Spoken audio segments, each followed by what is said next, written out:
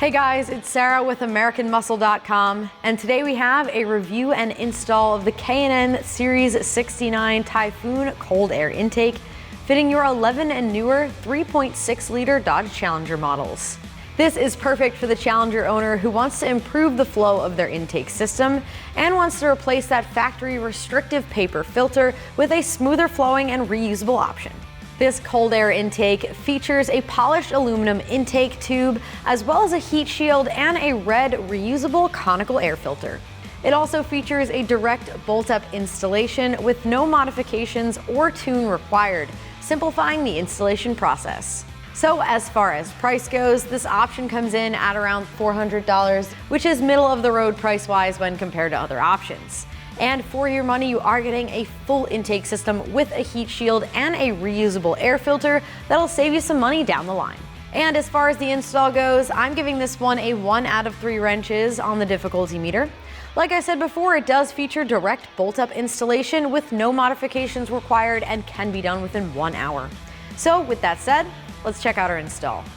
For this install, we used an impact gun, but a ratchet will also work just fine. You'll also need 8, 10, 13, and 14 millimeter sockets, as well as a 4 millimeter Allen key or Allen socket, 14 and 10 millimeter wrenches, a flathead screwdriver, and a pair of cutters or a similar cutting tool.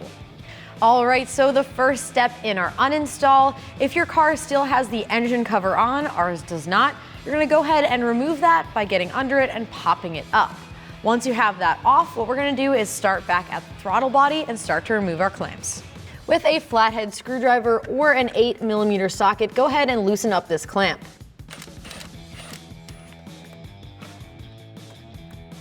And while we're over here, we're also gonna disconnect this sensor from our intake. All you do is press down on the connector and pull it out.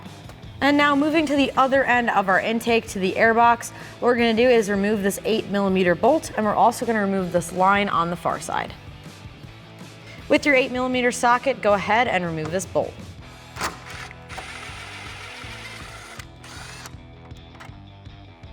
And what you're gonna do is wiggle this line loose and pull it off the back of the intake.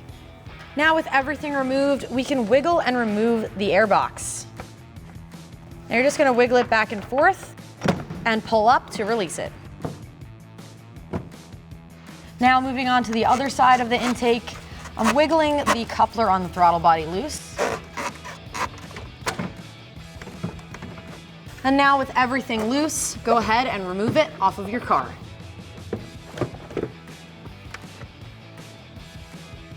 All right, now that we have the factory intake uninstalled from our car, we can check it out side by side with our new intake here. Now, as you guys can see visually, they are very different from one another. This one is your run-of-the-mill factory intake, and in front of me we have the aftermarket cold air with this nice polished pipe to really give you that aftermarket look that you're going for.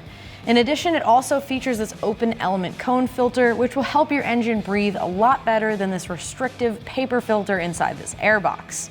Now, one more nice feature of this intake is that this filter is cleanable and reusable, which is gonna save you money in the long run. So with that said, let's finish up our install. Now, one thing we have to remove before we can install our new intake is this sensor here. And to remove this, you're just gonna twist it counterclockwise and then go ahead and wiggle it out. And we also need to remove this rubber grommet that's on the same pipe section. Just go ahead and slide it out. All right, now we're gonna get this pipe prepped for install by installing the factory sensor as well as one of the fittings into the pipe itself. So what we're gonna do is line up the 2 tabs on this sensor with the corresponding openings in your factory pipe.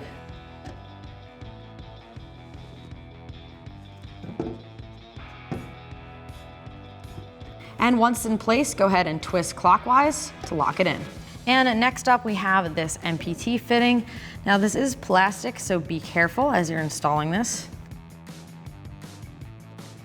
What you're gonna do is get it installed until it's about hand tight. And keep in mind, this is a tapered fitting, so it's not gonna go all the way in.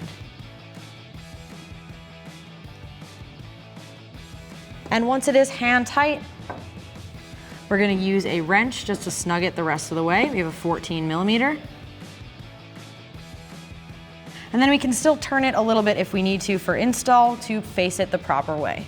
All right, now we're moving on to the heat shield, and this also requires a bit of assembly before we can install it on our car.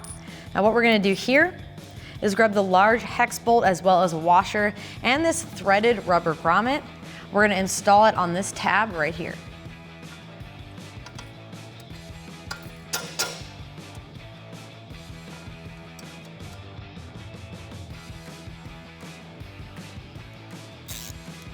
And with a 14mm socket, you can tighten it down.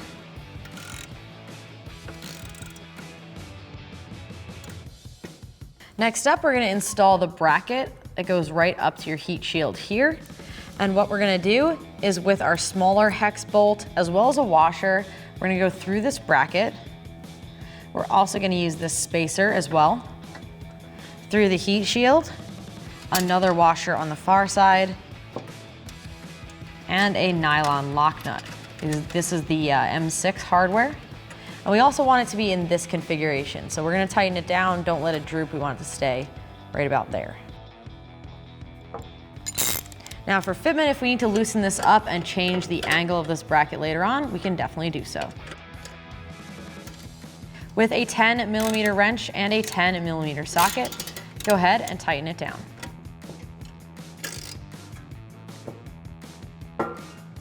And at this point, we're gonna install the weather stripping along the top side of your heat shield. What we're gonna do is line it up and press it into place. Now this is the longer piece so that it can stretch along the top.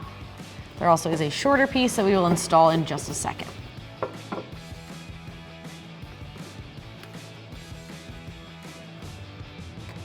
Now we're pressing down as we go to make sure it's in place properly.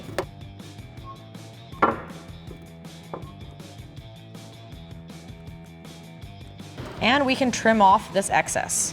Now we can see the edge that needs to be trimmed down here. Now this is not an exact science, you just wanna get it close. We're gonna take about 1 inch off the end here. And I'm gonna use a set of cutters. You can use a razor knife or a similar tool.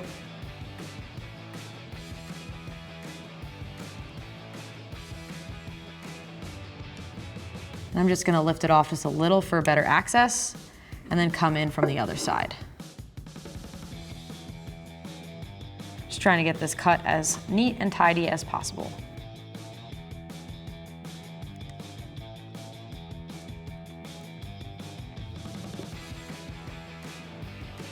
And then press it back down. Now we're working with the smaller piece of weather stripping, and we're going on the other side of this bracket, on the bottom side of this heat shield.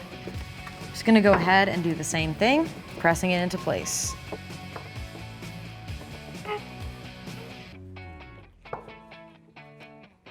Make sure you're pressing all the way down and navigate around this bend. It's pretty tight.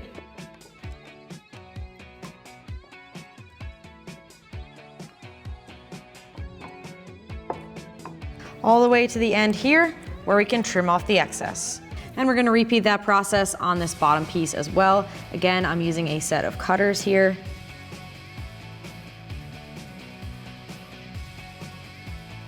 Just gonna trim it down. And pull it back just to make my second cut.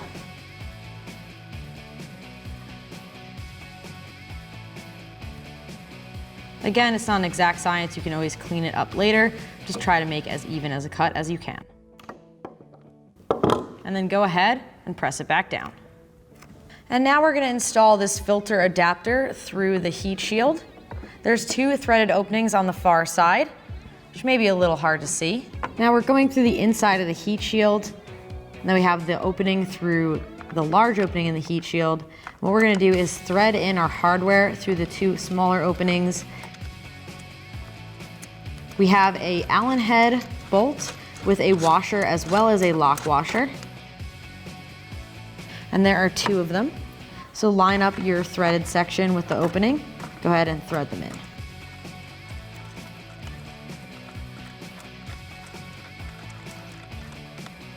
Now with a 4mm Allen key or Allen socket, tighten them down.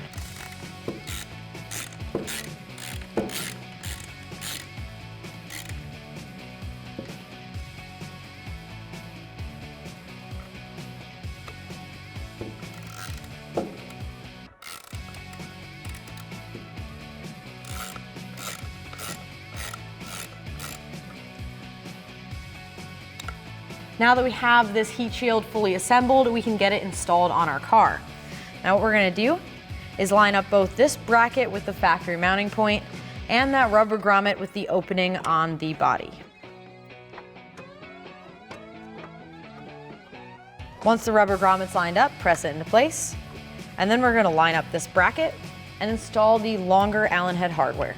Line up your bracket and then install your Allen hardware. We're also using a lock washer and washer here. This is the longer Allen bolt.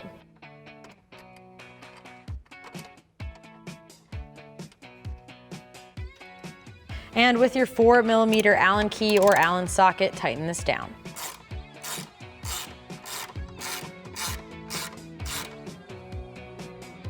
Now we can install the air cleaner. We have the large clamp already on top of here. Make sure you have that in place. And we're just gonna slide it over top of the adapter here. Make sure it's all the way flush against your heat shield. And with an 8mm socket or a flathead screwdriver, go ahead and tighten down this clamp. Next up, we're gonna remove this coupler off of your vent.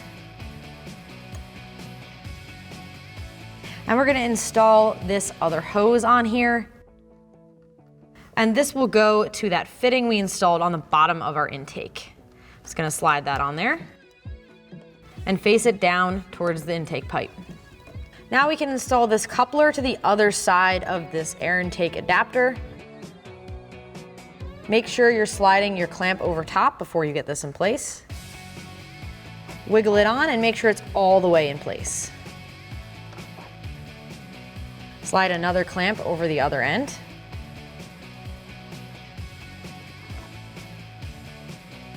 Now we can install our intake pipe.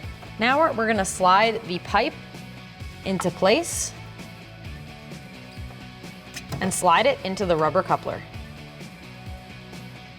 Now onto the other end of the intake pipe, we're gonna start by sliding the coupler in place all the way on the throttle body. Next up, we're gonna slide both clamps over top. Make sure those are in place.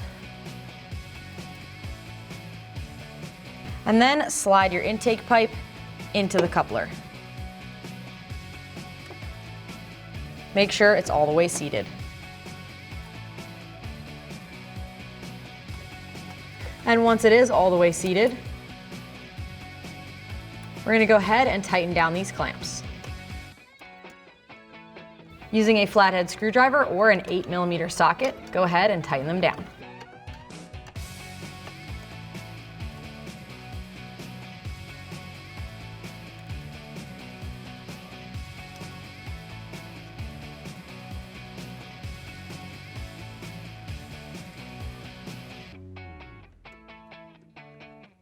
And we're also going to tighten down the couplers at the other end as well.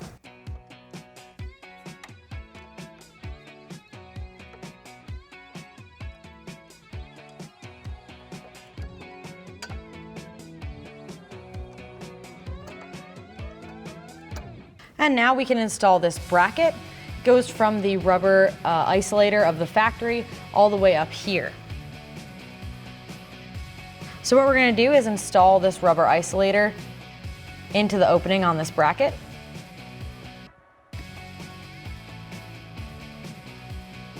Slide that in place.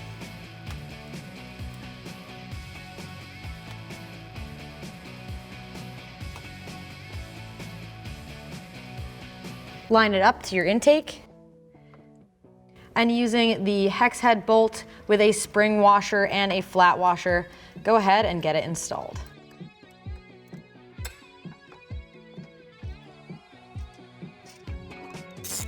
Then with a 13mm socket, tighten it down.